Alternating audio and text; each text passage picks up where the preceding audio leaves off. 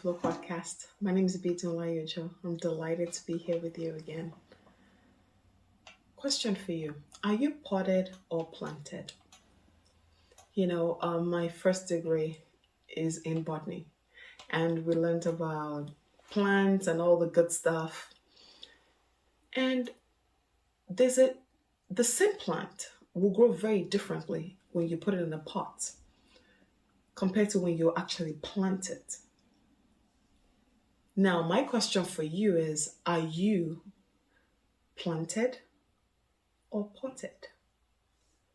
Remember then they would teach us that one of the best ways to transfer a plant is to just let it start to grow in a pot, and then later you move it to the permanent site, if you will, like you transplant it and actually put it in the earth to actually plant it.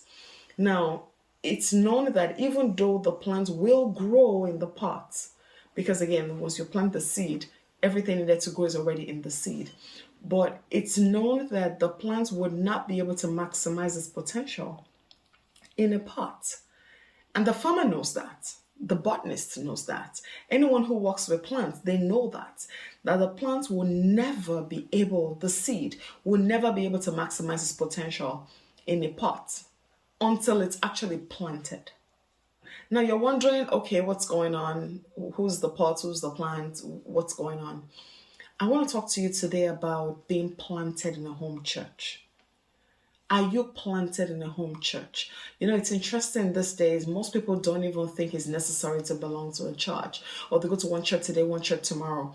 But that means you're potted, you're not planted. When a plant is potted, you can transfer it from one place to the other very quickly, and there's no problem. But when someone is planted, you're planted and actually flourish in that place. And you have to have a home church. Pray and ask God to lead you to a home church, but you have to be planted. You cannot afford to be potted when it comes to your spiritual life. In Psalm 92, verse 12 to 14, I'm going to read verse 12 to 14. It says, "The righteous will flourish like a palm tree. They will grow like a cedar of Lebanon. Planted in the house of the Lord, they will flourish in the courts of our God." I've come to encourage you today to be planted in a home church. Be committed to a home church and actually be a blessing in that church. Serve in one ministry. Find out how you can contribute. I am proudly planted at Temple of Praise International Church in Beltsville, Maryland. That's my own church. That is my own church. That's where I am planted. Where are you planted? Make sure you are planted. You can study the word by yourself. You can listen to the word online. You can listen to messages on YouTube. You can listen to this podcast and so many other things.